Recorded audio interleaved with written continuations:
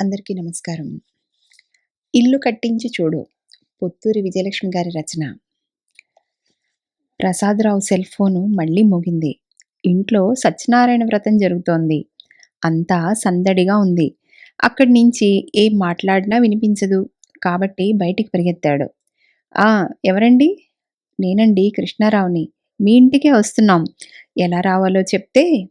"మీరెక్కడున్నారు?" "Main రోడ్‌లో వెంకటేశ్వర స్వామి గుడి దగ్గర." ఇంకాస్త ముందుకు రండి. ఆంధ్రా బ్యాంక్ ఏటీఎం వస్తుంది. దాని ఎదురుగా ఉన్న సందులోకి రండి. కాస్త ముందుకు వస్తే వినోద్ నగర్ కాలనీ అని బోర్డు కనిపిస్తుంది. అక్కడ కుడివైపు మళ్ళీ కాస్త ముందుకు వస్తే విశాల్ నగర్ కాలనీ అని బోర్డు ఉంటుంది. అక్కడ మళ్ళీ కుడివైపుకు తిరిగి రెండో వీధి దగ్గర ఎడమకి వచ్చి మళ్ళీ కుడిపక్క మళ్ళగానే నాలుగో ఇల్లు. 5 అంతస్తుల భవనం. Blooming heights. బోరింగ్ హెడ్స్ కాదండి, బ్లూమింగ్ హైట్స్. బ్లూమింగ్ అంటే వికసించడం. చాంతాడంత పొడవున్న ఈ గుర్తులు చెప్పి చెప్పి ఆయన దవడలు పడిపోతున్నాయి. ఎంత వివరంగా చెప్పినా ఎక్కడో ఓ సందు తప్పుగా తిరిగేసి ఇంకెటో వెళ్ళిపోతున్నారు అతిథులు. ఒక్కొక్కరికి 2-3 సార్లు చెప్పాల్సి వస్తోంది. మళ్ళీ మోగింది సెల్లు. "హలో, ప్రసాదరావు గారేనా? మేం ఆంధ్రా బ్యాంక్ ఏటీఎం దగ్గర పక్క సందులోకి తిరిగాం. ఇప్పుడెక్కడికి రావాలి?" అన్నాడు అవతల నుంచి మరో పెద్ద మనిషి. కడుపులోంచి దుఃఖం తన్నుకొచ్చిందాయనకు. తిన్నగా వెళ్ళి ఏ గోడకో గుద్దేయండి అనేద్దామన్నంత చిరాకొచ్చేసింది. అలా అనడం మర్యాద కాదు. కాబట్టి ఓర్చుకుని ఆంధ్రా బ్యాంక్ ఏటీఎం పక్క సందు కాదు మాస్టారు, ఎదురు సందులోకి రావాలి అని పట్టువదలని విక్రమార్కుడు మళ్ళీ చెట్టెక్కాడు అన్నట్టు మళ్ళీ చెప్పడం మొదలుపెట్టాడు. ప్రసాదరావు పెద్ద కొడుకు మహేషు పరుగున వచ్చాడక్కడికి. "నాన్నగారు, క్యాటరింగ్ వాళ్ళు లిస్టులో రాసిన సామాన్లేవో రాలేదట, నన్నడిగారు. నాకు తెలియదండి, మా నాన్నగారే చూసుకుంటున్నారు అని చెప్పాను. మీరోసారి వచ్చి చూస్తారా?" అన్నాడు వినయంగా. "వస్తాను, రాక చస్తానా? ఆడాపాడా మద్దెల కొట్ట అన్నింటికీ అతడొక్కడే అని సామెత చెప్పినట్టు అన్ని పనులు నావేగా అని మనసులోనే అనుకుంటూ కాళ్ళు ఈడ్చుకుంటూ వెళ్ళాడు క్యాటరింగ్ వాళ్ళ దగ్గరికి. వాళ్ళకేం కావాలో కనుక్కుని టెంట్ హౌస్ వాళ్ళకి ఫోన్ చేసి ఉసూరుమంటూ ఓ కుర్చీలో కూలబడ్డాడు. ప్రసాదరావుకి ఆప్తుడు, బాల్యమిత్రుడు అయిన రామ్మూర్తి వచ్చి మరో కుర్చీ లాక్కుని మిత్రుడి దగ్గర కూర్చున్నాడు. "ఏమిట్రా ప్రసాదు, అలా ఉన్నావు?" అన్నాడు. "ఇంకెలా ఉంటాన్రా? ఆ మధ్య ఎక్కడో చదివాను. ఓ పెద్ద మనిషి సుఖశాంతులతో జీవనం సాగిస్తూ ఉంటే పక్కనెవరో పెద్ద భవనం కట్టారట. ఆ ప్రభావం ఈయన మీద పడి వాస్తు దోషాలు ఏర్పడి జీవితమంతా అస్తవ్యస్తం అయిపోయిందిట. అలా ఉంది నా పరిస్థితి. ఏదో నా మానాన నేనుంటే ఇదిగో ఈ బాధ్యతలన్నీ నా నెత్తి మీద పడిపోతున్నాయి" అన్నాడు దీనంగా. "అవున్రా పాపం, నిన్ను చూస్తుంటే జాలేస్తోంది. జాలి పడటం తప్పించి నేనేం చెయ్యలేను కదా" అన్నాడు. మళ్ళీ మోగింది ప్రసాదరావు సెల్లు. ఎవరో చిరునామా అడుగుతున్నారు. శక్తి కూడదీసుకుని సమాధానం చెప్తున్న మిత్రుడి వంక జాలిగా చూశాడు రామ్మూర్తి. ఏమిటో పాపం, గంగిగోవు లాంటివాడు. వీడి మెతకదనం చూసి అందరూ పెత్తనం చలాయిస్తున్నారు. వీడి కష్టాలు పోలీసు దెబ్బల్లాగా పైకి కనిపించవు. అందరూ ప్రసాదరావు చాలా అదృష్టవంతుడు అని ఈర్ష్యపడుతూ ఉంటారు, కానీ వాడి అదృష్టం ఏంటో నాకు తెలుసు అనుకున్నాడు. నిజమే, ప్రసాదరావుది విచిత్రమైన పరిస్థితి. ఆయన ఇంజనీరు, మంచి ఉద్యోగం చేసి రిటైర్ అయ్యాడు. 2 కొడుకులు, మహేషు, సురేషు. వాళ్ళు తండ్రిలాగా తెలివిగలవాళ్ళు. తెలివిగల పిల్లలు ఇండియాలో ఉండరుగా మరి. అందరిలాగే వాళ్ళు చదువుకుని అమెరికా వెళ్ళిపోయారు. 2కి పెళ్ళిళ్ళయ్యాయి. పెద్ద కోడలు పూజ, రెండో కోడలు హరిణి. వాళ్ళు పెద్ద చదువులే చదివారు. వాళ్ళకి అమెరికాలో మంచి ఉద్యోగాలున్నాయి. పిల్లలు పుట్టారు. 2 కొడుకులకి ముందు గ్రీన్ కార్డు, ఆ తర్వాత సిటిజన్షిప్ వచ్చేశాయి. అమెరికా వెళ్ళిన ఇండియా వాళ్ళు గ్రీన్ కార్డు వచ్చాక అక్కడ ఇల్లు కొనుక్కుంటారు. అక్కడి పౌరసత్వం వచ్చి అమెరికా పౌరులయ్యాక ఇండియాలో ఇల్లు కొనుక్కుంటారు. ఎందుకు?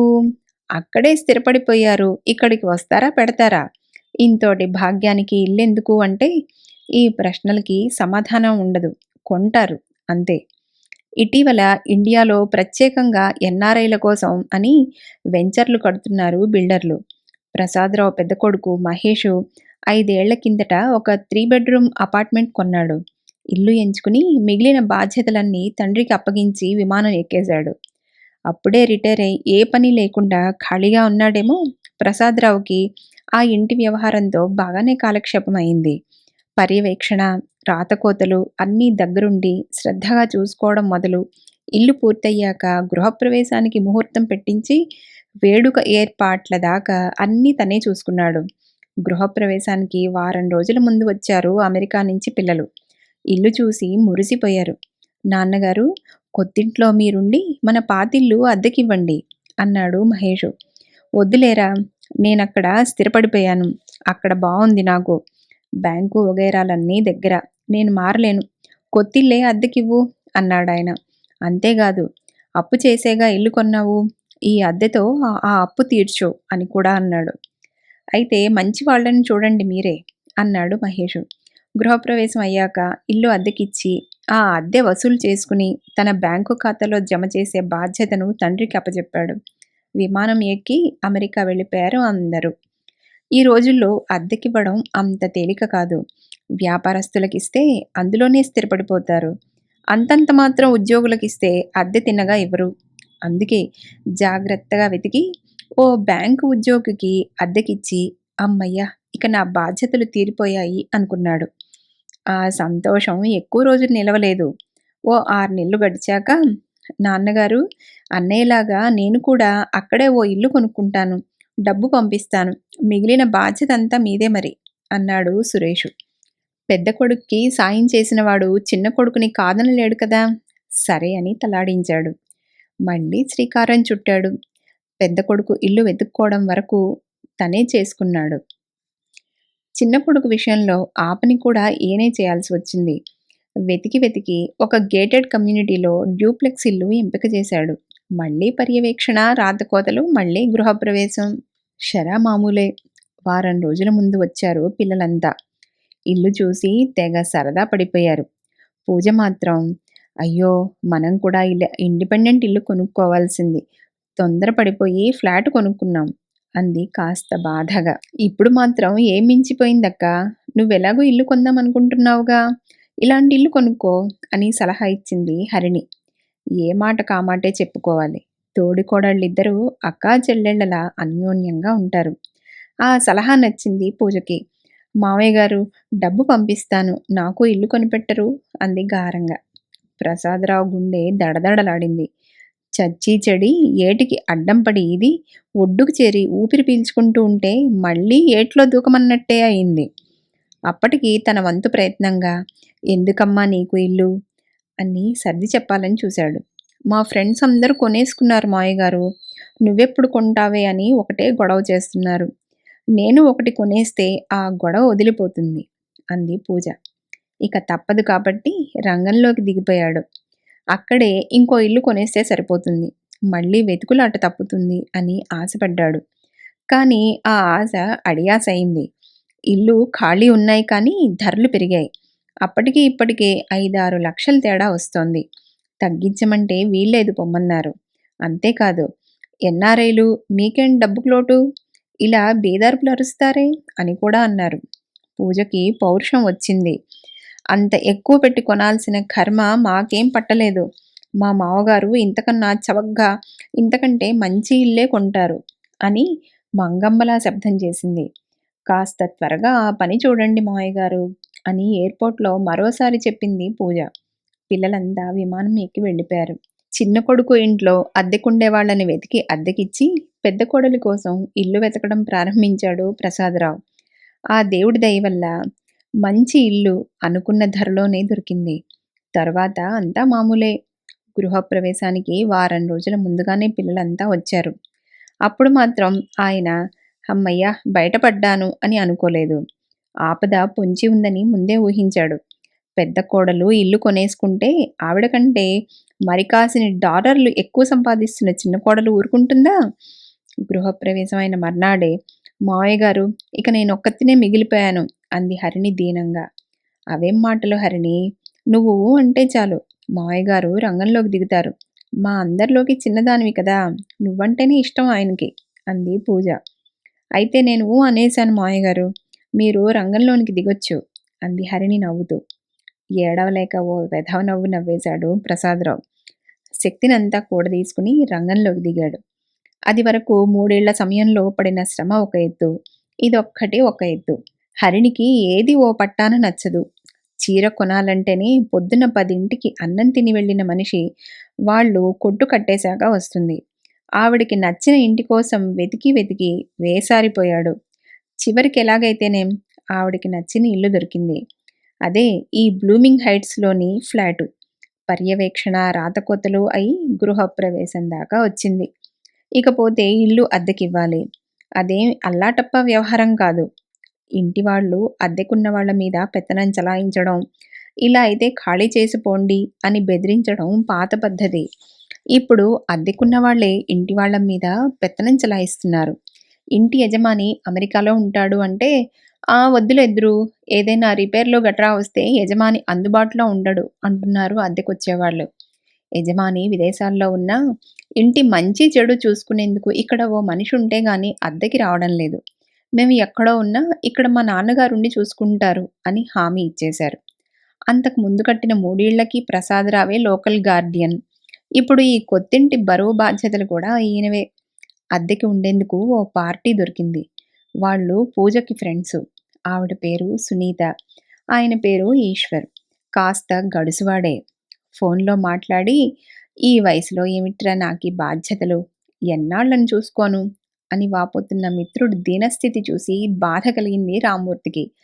ఈ బాధ బయటపెట్టకుండా, "పరవాలేదులేరా, 3 ఇళ్ళు చూసుకుంటున్నవాడివి, నాలుగో ఇల్లు చూసుకోలేవా? ఇక ఇదే ఆఖరుగా, ఇక ఇల్లు కట్టర్లే" అని ధైర్యం చెప్పాడు.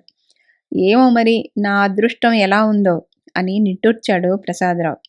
2 రోజులుగా నిద్ర లేదేమో, కళ్ళు మూతలు పడిపోతున్నాయి. అంతలోనే అక్కడికి వచ్చాడు మహేషు. "నాన్నగారు ఇక్కడున్నారా? ఈశ్వర్ గారు వాళ్ళు వచ్చారు రండి" అన్నాడు. "అలాగా వచ్చారా" అని వీఐపీ అతిథిని రిసీవ్ చేసుకునేందుకు వెళ్ళేవాళ్లా పరిగెత్తాడు ప్రసాదరావు. ఇంట్లోకి వెళ్లారు. అది వరకు ఓసారి వచ్చి చూసుకున్నారు. ఇప్పుడు ఇల్లు పూర్తయ్యాక చూసుకుంటున్నారు. కొత్త ఇల్లు, వుడ్ వర్క్ కూడా చేయించారేమో, మెరిసిపోతోంది. ఇల్లు చూసి మురిసిపోతూ అద్దెకుండబోయేవాళ్ళు, వాళ్ళ వెనుక వినయంగా ఇంటి ఓనర్లు, వెనకాల ఏబ్రాసిమొహం వేసుకుని ప్రసాదరావు ఇల్లంతా తిరిగారు. "ఇక్కడ ఇంకో ప్లగ్ పాయింట్ ఉంటే బావుంటుంది.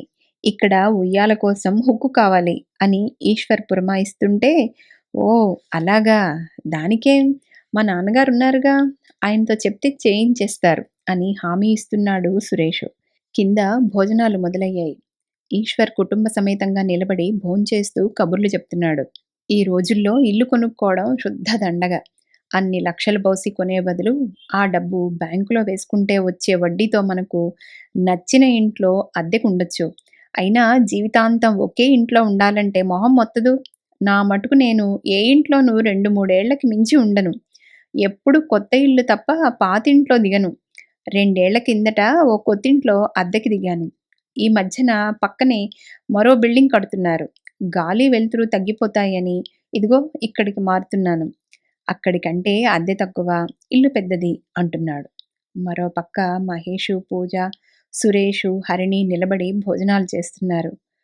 "కంగ్రాట్స్ హరిణి, మొత్తానికి బ్రహ్మాండమైన ఇల్లు కొనేశావు. మంచి లొకాలిటీ. ఇల్లు కూడా చాలా బావుంది" అని అభినందించాడు ఓ స్నేహితుడు. కాస్త దిగులుగా నవ్వింది హరిణి. "ఆ! కొన్నాన్లే. కొనగానే అయిందా? నెలసరి వాయిదాలు కట్టొద్దూ? ఇప్పటికే మా జీతాల్లో సగం దాకా అప్పులకే పోతోంది. ఇప్పుడిది కూడాను. ఏదోలే, ఓ ఇల్లుంటుంది అని కొనడమే కానీ, దీనివల్ల మనకి కలిసొచ్చేదేం లేదు" అన్నాడు సురేషు. వీళ్ళందరి మాటలు వింటున్న రామ్మూర్తి లోలోపలే నవ్వుకున్నాడు. "చీమలు పెట్టిన పుట్టలు పాములకు నెలవైనట్టులా" అని శతకం రాసిన శతకకారుడు ఇప్పటి ఈ పరిస్థితి చూస్తే ఏమని రాసేవాడో అనుకున్నాడు. అదండి, ఇల్లు కట్టించి చూడు కథా కమనీషు. రేపు మరో మంచి కథతో, అలాగే మీరందరూ లైక్ చేసి సబ్స్క్రైబ్ చేసుకోవడం మర్చిపోరు కదూ. అందరికీ ధన్యవాదాలు. రేపు మరో మంచి కథతో.